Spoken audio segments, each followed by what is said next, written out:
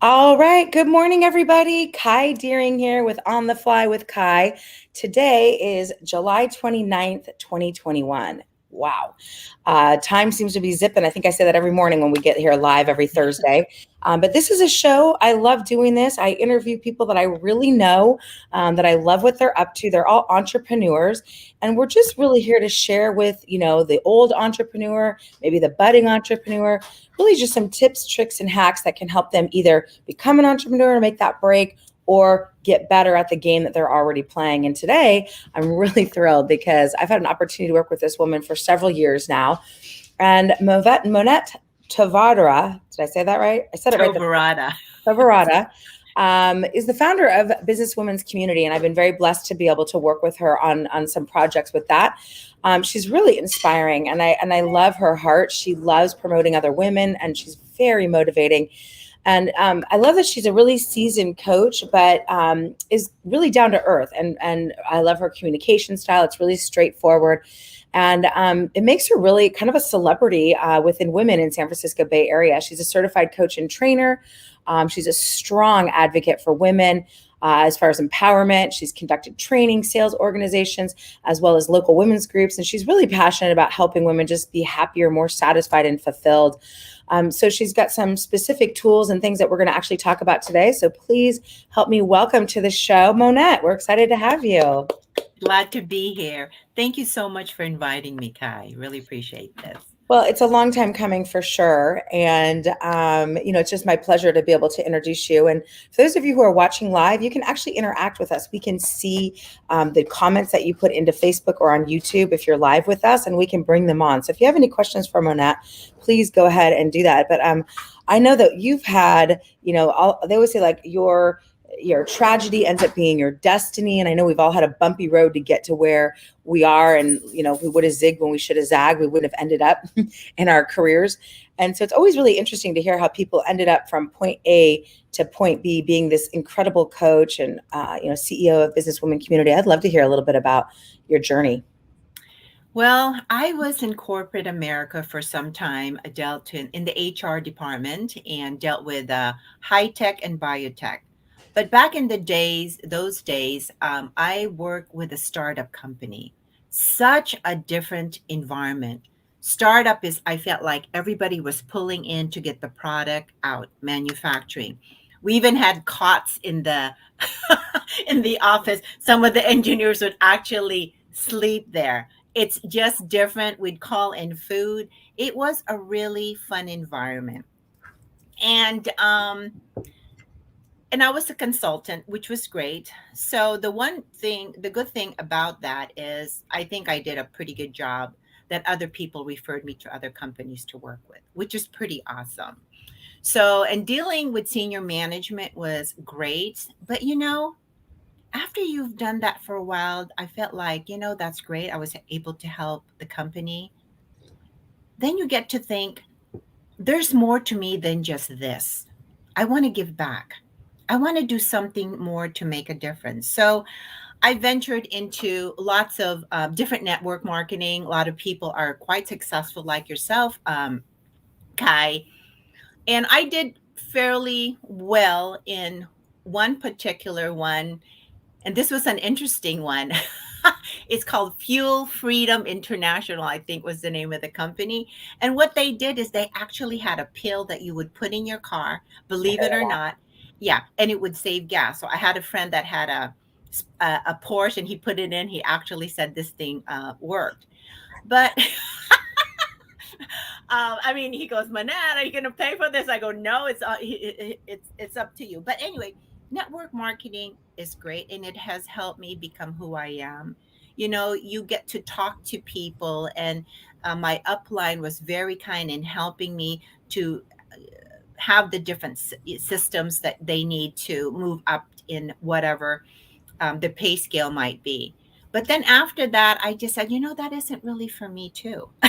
You know how you have to go to so many different challenges in your life or go through things to realize what you want.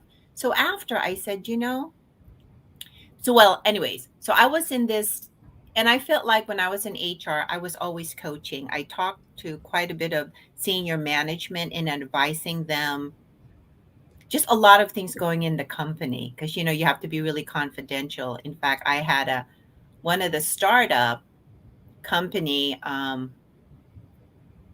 There was, when you're in a company or even having your own business, there's usually someone that's just put a little thorn on you, if you know what I'm saying.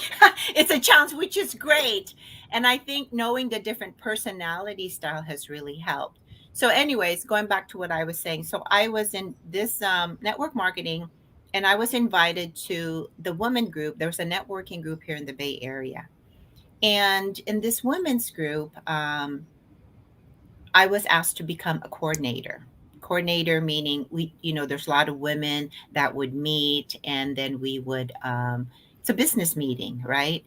And then, unfortunately, the two founders, one moved out of the area. And so what happened, they wanted to continue having the meeting. They had quite a bit of meetings in the Bay Area. And this is prior to StreamYard or Zoom, right? Wow. And so I said, this is a wonderful place for women to meet and really help and collaborate and get to know each other, right? So I wanted to continue because, that in our last meeting, I said, we're not going to meet anymore, but I want to start my own. And I think it's so important for us women. Sorry, guys, you too, but women are special. We get to bond differently. So that's what I started Businesswoman Community. There's just something about women when we get together. There's conversations that we can talk about and share, and it's just a wonderful thing, right? Sisterhood, I feel. So, Business Women's Community, you know about that, Kai, and that's how it started. And I've been helping some of the members with some of the challenges that they're having. I'm also a coach, and I coach in all areas of life. I feel like a coach, except I'm not a wealth coach or a health coach, though I know a lot about health. But you help people because they get stuck sometimes just in life, and they just sometimes need somebody to help them transition, asking the questions that they, might be afraid to ask for themselves, yeah, or don't know. Well, I had no idea that you had network marketing experience, and it's been said that the average like successful millionaire tried anywhere from like half a dozen ventures before they found the right one. I think I just got lucky. I did two, and here I was. So, and then I also love that how you're talking about women just do relate a little bit differently, and we have a ladies of justice division. They finally figured that out at my company, that especially if they're moms, and there's different reasons that motivate them to become an entrepreneur because they want to be at home with kids and things like that. So I know that you're really an expert in communications, and I'd love to, before we talk about that though, you did mention your heart, and I do love that you are always looking for opportunities to help other women get promoted. And that's kind of what this is about too. You know what I mean? I just want to help other people get their message out and introduce their tribe to my tribe. But you've done something pretty outlandish. And I love this because I feel like if you don't have philanthropy as a part of your business model, it's not going to last. It's not going to be sustainable. I mean, you have to give to get, and you epitomize that. You have at all of your meetings, you have a nonprofit that we support, and I give every time you've got one. And then you also did an incredible book. So talk to us about philanthropy and the book that your brainchild with us. I've never heard of such a thing. And I've been in books before, contributing author before in books. This was really great. Yeah, so especially during the pandemic, a lot of the nonprofits were not able to raise the funds the normal way. So I said, you know what? I prayed on and said, there has to be another way. So I said, how can we contribute, BWC and the women that are members? How can we help make a difference, and others too, with some of the local nonprofits? So I decided to write this book. It's called Women Can, okay? And Step Out of Mediocrity and Into Your Life Purpose. Bestseller, yay! So what this book is about is some of the members, the chapter leader, Kai, is there, which is awesome. Thank you. And we just talk about some of the struggles that we've had in life to get us to where we're at. And secondly, to know that where we are all at, we did not get here alone. There are others that lift us up to give us a clearer direction and where we need to be. And sometimes it could be life challenges that we might have had to say, you know what, I don't need this and I don't want this for my family. I want something more, right? And the good thing about this book is it's a good tool for people who's thinking of being an entrepreneur or who's an entrepreneur. And you can probably relate to one of the 8 women that was sharing. And all the proceeds of this book goes to the nonprofit of your choice. You can go to our website, which is bwcworld.com, and then go to the nonprofit. Go ahead and pick any of the nonprofit we represent. You can click on it to get to know more about them. But most of our nonprofits are basically women that have gone through trauma in their life and in different levels. I can't even go there. I myself had experienced some of those traumas in my life, haven't had a bad relationship. Anyways, so you can do that. Go to our website, and or you can go ahead and purchase it in Amazon. Once you purchase it in Amazon, we are in Amazon. That's how you can purchase the book. It will go to the nonprofit that we represent for that particular month. The proceeds will go there. Or you can also go to our website and name a nonprofit that you want to contribute to. You can get the book. I like the books, or you can get an ebook, because I like to put notes, highlights, and some golden nugget stuff that I remember, that I can remember or pull out of. So that's the whole purpose of that book. Yeah. I love that. It's called a giving book. I'd never heard of that before. So, we're promoting it just to be able to, one, help some people, and number two, help these nonprofits. And I really do feel like if it's just all about you, it's all about your money. It can't grow. Like, we gave, I think, to like 25 different charities just last year alone, plus wrote this book with you. So it's important. I think it's really important, a big part of it. So I want to go back to the communication. You just had hit on that philanthropy, and I want to hit that as well. You're an expert in communication, and I know I remember hearing about the DISC program when I first had my very first sales job, when I moved to this area forever and a day ago. And it's kind of eluded me. I forget what all the little ins and outs are. And I know you're an expert in that, and you can test for that. I'd love for you to share with folks, how does that apply to you being successful in your venture, or tell us about that kind of communication. Well, this is, I think, a great way to communicate with people, because we all have different communication style, right? So this is spelled DISC. So D stands for dominant, I is for influence, S is for steady, and C is for compliance. So I'll break it down a little bit. Um, we are all familiar with The Simpson, right? So I'll characterize some of the characters so you can relate with the dis. Now, D, as I always says, is dominant, direct, decisive. They're a doer. Um, some of the negative part of a dominant of the D is domineering and demanding. And that would be, going to the Simpson, that would be Homer Simpson. Remember how he's always telling the family what to do?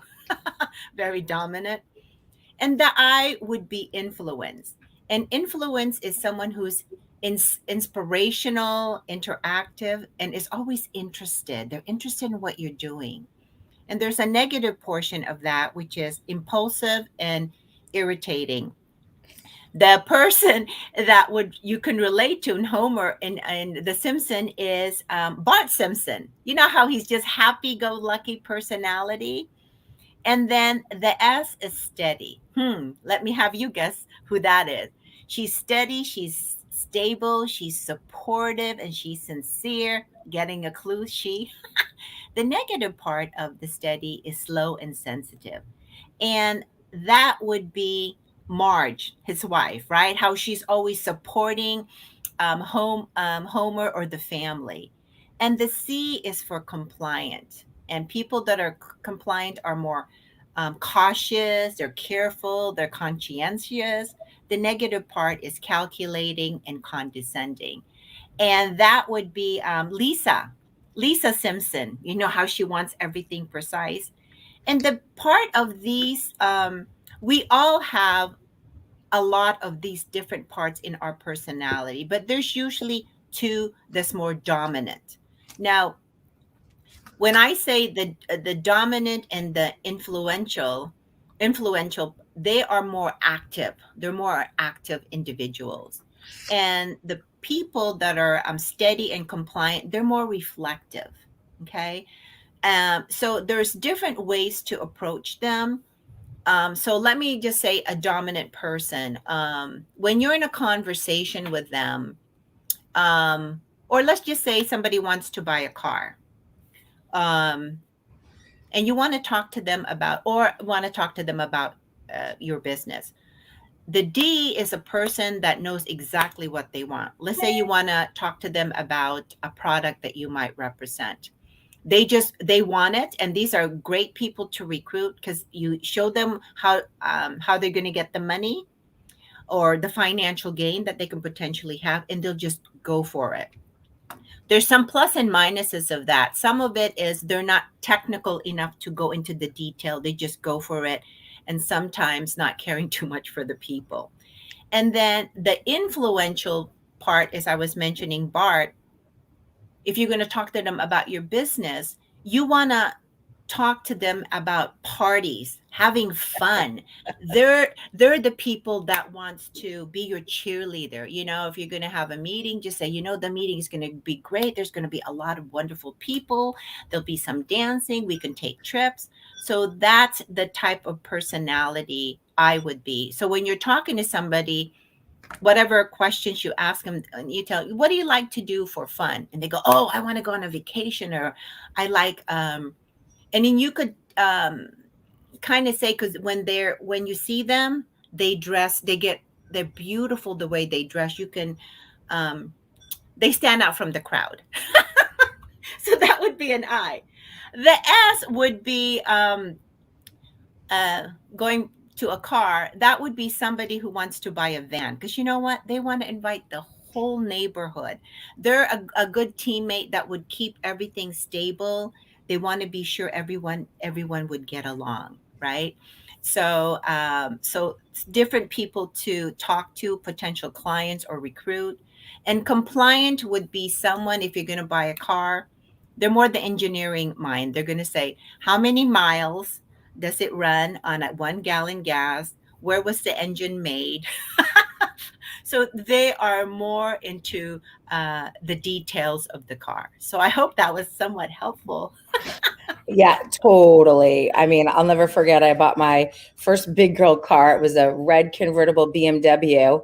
And Ah, I bought it at Stevens Creek in San Jose. And I drove up to this, there's big window glass right there. And I drove up and I saw my hair flying. And I was like, I look good in this car. I'm buying it. And then I took it home. And my husband's like, I bought it like right then and there. And I took it home. And he was like, so how many horsepower things does it have? I'm like, I have ah. no idea. What's the gas mileage? I'm like, I look good in this car. I don't know what is like, what's your problem? I was just cracking up. But yeah, I use that example a lot because it's like, yeah, I bought out of impulse and then justified it later because that's probably the person that I am on your little four things. It's important for this because I have a client, and what I do is I'm also a coach. I have my client do what's called a personality assessment. So she gets to know a little bit more about her, and her husband is totally opposite of her. So by her and I going through that, she goes, you know, when my husband talks to me, I'm not upset anymore because that's who he is. He doesn't mean anything to be a mean or anything. That's just his personality. And it was great. It's a good tool, I think, for people to know who they are in the disc, and how they can relate to other people, and especially if you have a team. Yes. Yeah, I love Jeannie. She's on our show all the time. And she just shared that this is helpful to learn how to meet them where they are at. She's an incredible career coach if you need any help with that. Yeah, Ah, I'm excited because I am going to interview my husband someday on this show. And so you guys can see like what it's like to for him to live with an entrepreneur, because he's more kind of coin operated employee, kind of thing. So it'll be interesting. So we may have a fight afterwards, but I'm just kidding. But I'm gonna interview him on the show too. I think it'll be fun. You also, are really proficient at networking, and I love networking. I'm in a ton of different groups, and I mean that's how I met Jeannie that just popped on the screen here today. Oh, hi, Um, Jeannie. yeah, she's awesome. So I really do love to network. And then you go in and you see maybe some newer people in business, if you know what I'm talking about. Yes, Like, totally. ouch, that's just not going to help you out, woman. And what's some faux pas you've seen, and how can people improve? Because I'm not perfect, but I've learned a lot over 20 years of networking, kind of what repels me, and then I don't want to do that, and what attracts me. So maybe you could share some tips on networking as well, especially for new people. Okay, so when you're going to go to network, especially if you're more of there's a personalities too that are introvert and extrovert, right? If you're an introvert and know that you're going to go and meet some strangers or some people that you've not met before, go in your car and just, kind of calm yourself down. Maybe you can do a breathing exercise. But my suggestion is to go to the bathroom before you go there. And if you're women, I think I'd mentioned this in our meeting, do the Wonder Woman stand, put your hand in your waist and just say, I'm going to go out there and I'm going to meet some wonderful people and it's all good. Whatever self talk you need, right? And then you could even just do the victory. And you're in the bathroom, no one's there. Just say, yes, I'm here, right? And it makes you feel better if you're an introvert. And if you're extrovert, you can just go right in. No, you're going to meet the stranger. Now, when you're there, you want to just, when you're first going in, you want to just kind of just look and see how, sometimes you can, there's forms that you need to sign. And sometimes usually you'll have somebody that's going to welcome you. But the first thing you have to think about is you don't want to go there to sell your product or service because people are going to be turned off, right? What you want to do is get to know them. There's a thing I think is important for us to keep in mind is the know, like, and trust. Again, first, you got to know them. And secondly, don't be in a hurry like this is the last time you're ever going to meet them. And some people are just going to be collecting cards. It's like crazy. And just say, can I have a card? Can I have a card? You got to get to know the person because you don't know who they know. There's a lot of influential people in these meetings. Get to know them. Secondly, I think it's important to know your 30 seconds to 1 minute intro, right? So what are you going to say? Hi, my name is. You got to know what are the benefits for them working with you. Maybe even do a testimonial of a client that might have worked with your product or service, right? And then those are some important things to mention. And lastly, ask the individual that you met, how can I help you with your business? Who can I refer over to you? It's really important for that. Please don't just collect cards. You might only meet one or two people at that meeting, but the important thing also is to follow up. Oftentimes we just do an email. I would suggest to, if you can, I know Kai does this. She's awesome. I'll get a card from her.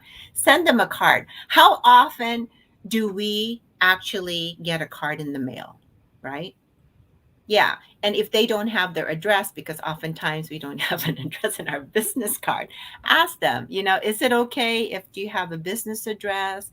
I want to just send something to you, send them a business, send them a thank you card. That would be my advice as far as people that are new going to networking. Know what you're going to say and be there really to meet people. And don't be in a rush to collect the cards because you want to get to know these individuals in a deeper level than just business, because you again, you really never know. And I love it. That was really great advice. And I feel like, does it translate exactly the same on virtual? Because there's still a lot of virtual networking, and who knows where we're going to go as we go into the winter months? Is it going to be back? So Oh. are there any virtual tips that you can give folks? In virtual, in the virtual, which is great, ask permission first, because oftentimes in virtual there's a lot of people, and then you know how you can go in the virtual, there's a chat, you can do a private chat, just say, I like what you have to say, or your introduction. Is it okay if I get your information? I'd like to keep in touch. Yeah. So ask permission first. Unless they put their information in the chat, that means, you can go ahead and contact them. But if you see someone that you feel like you resonate with, ask permission first. But for those others who just put their information in chat, that means you can go ahead and give them a call. The important thing Except is, for, oh God, I'm sorry? I was going to say, except for it doesn't mean you can spam them. Oh, please don't. No. Hopefully we're all mature enough to know, or professional enough to know, you don't want to spam. And if you want to send this individual a weekly whatever it is, please ask permission, because you know what, it is really a small space in this big space of networking. People know other people. Also, since we are in so many Zoom meetings, write down where you've met this individual, what meeting you've met them, where was that. If not, save it in your, you can save the chat, but just in case, please write where you've met them, because I've heard other people, this person contacted me and I don't even know why I met them. Yeah. Know what meeting you attend, right? Yeah. Yeah, I definitely, in my database, the virtual has really helped me, because when I'll do a one-on-one, I can take the notes straight in my computer, and it makes it so much easier for me to make, connections for people, as opposed to, like, I used to write it on paper when we'd be at a live one-on-one, and then I'd have to come home and put it in my computer, and I usually never did it. It just was like, psh.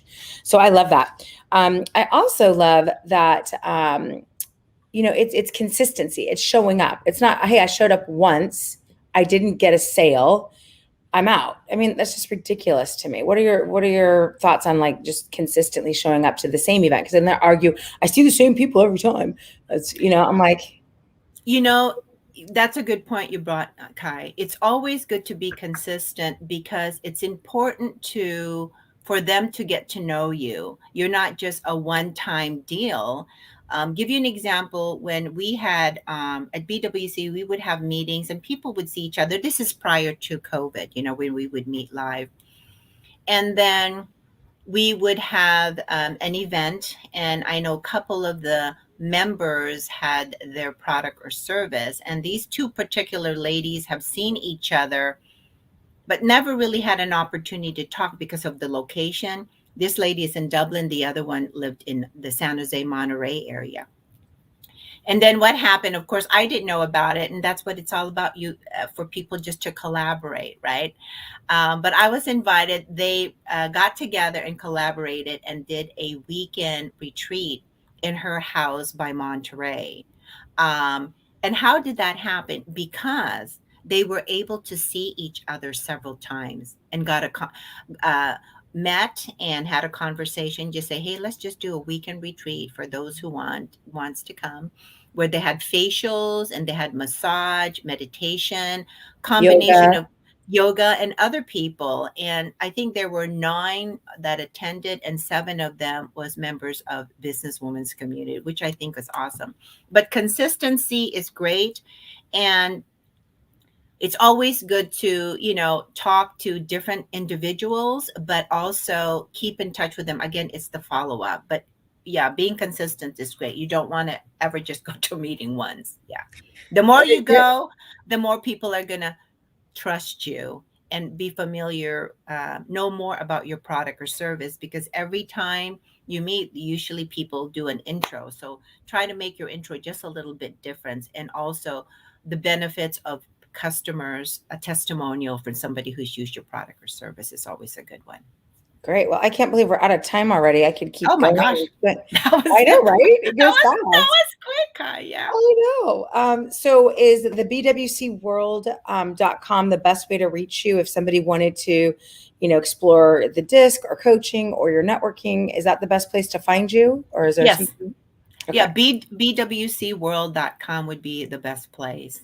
And I And I, hope for those of you listening, please come to our meetings. We have our meetings um, first Thursday of the month, second and third Tuesday, and then we have a mixer on the fourth Thursday of each month. Please come and join us in one of our meetings. We would love to see you.